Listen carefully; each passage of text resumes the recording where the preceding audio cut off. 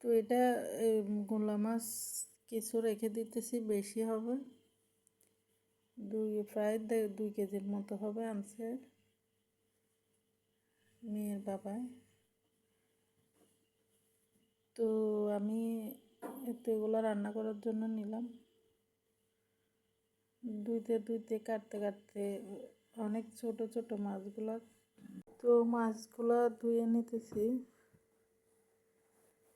কতগুলো আরও এগুলা ভাবছিলাম যে রান্না করব, দেখতেছি যে বেশি হয়ে যাইতেছে। এখন তো ভোর রাত্রে খাবো আর রাত্রে খাবো, তো তাই আর নিলাম না। এখন আরও কতগুলো রেখে দিলাম, মানে এত ধোয়ার পরও তারপরও যেন কিছু না কিছু থেকে যায় মাছের মধ্যে, এই একটা সমস্যা। তো আমি ভালো করে ধুয়ে নিতেছি, দেখতেছেন কসলাই কসলাই ভালো করে ধুয়ে নিতেছি। তো রান্না করতে চলে যাব, চলুন আপনারাও আমার সাথে চলুন রান্না করতে।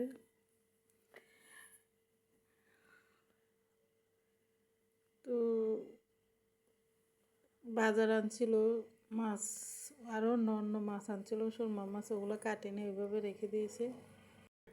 ওইগুলো কাটি নেই, রেখে দিয়েছি, মানে সারাদিন রোজা রেখে আর ভালো লাগে না এগুলো ইফতারের পর, আর দিনে আনে নাই মাছ। এগুলো কাটতে কাটতে চলে গেছে, আমি রান্না করতেছি তখন প্রায় 8টা বেজে গেছে, 7:30 8টা এমন হবে। তো এখানে আদা রসুন বাটা দিয়ে দিলাম 1 চামচ, যেহেতু মাছটা নদীর মাছ না। তো হলুদ মরিচ দিয়ে দেবো এখন। তো ওইদিকে সবজি আনছে, এগুলো গুছায় নেই, আবার নিয়ে আসছে লিচি, খাইসা, অনেকে খাইসা বলে। এগুলো একা মানুষ ছিল সম্ভব, ধরো কেউ থাকলে তাহলে 2-3 জনের ধরলে হয়ে যায়। তা আবার বিচি রান্না করতে বলছে হাজব্যান্ডে। এখন দেখি মাছগুলো রান্না করে, মাছ না হলে নষ্ট হয়ে যাবে, এখন গরমকাল, মাছগুলো রান্না করে তারপর বিচি রান্না করব পরে। তো কী কী বাজার আনছি ওটাও শেয়ার করব, দেখবেন, ওটাও ভিডিও করা আছে। তো মশলাগুলো ভালো করে কষে নিলাম, এখন মাছগুলো দিয়ে দেবো, দেখতেছেন ওখানে মাছগুলো দিয়ে দিতেছি।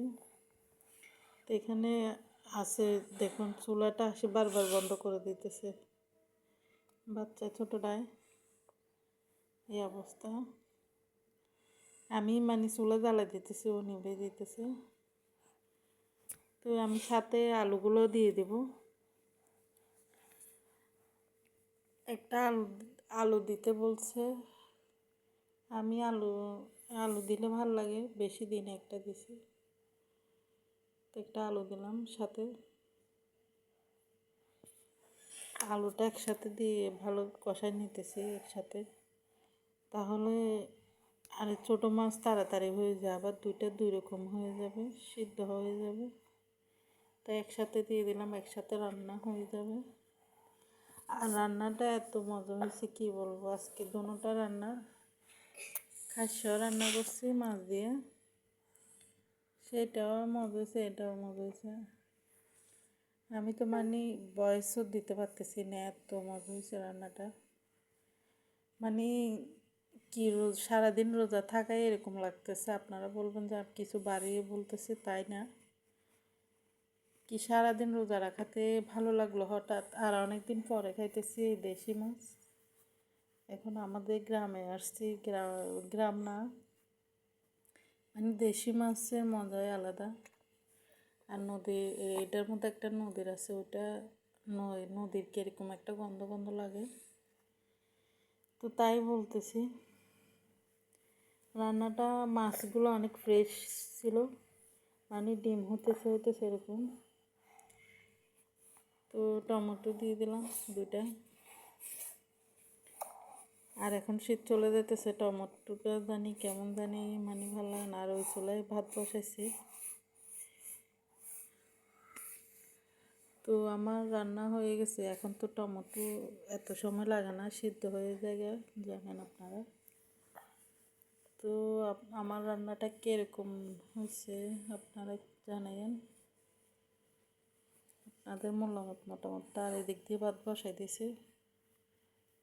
এই হচ্ছে অবস্থা। এখানে মাছ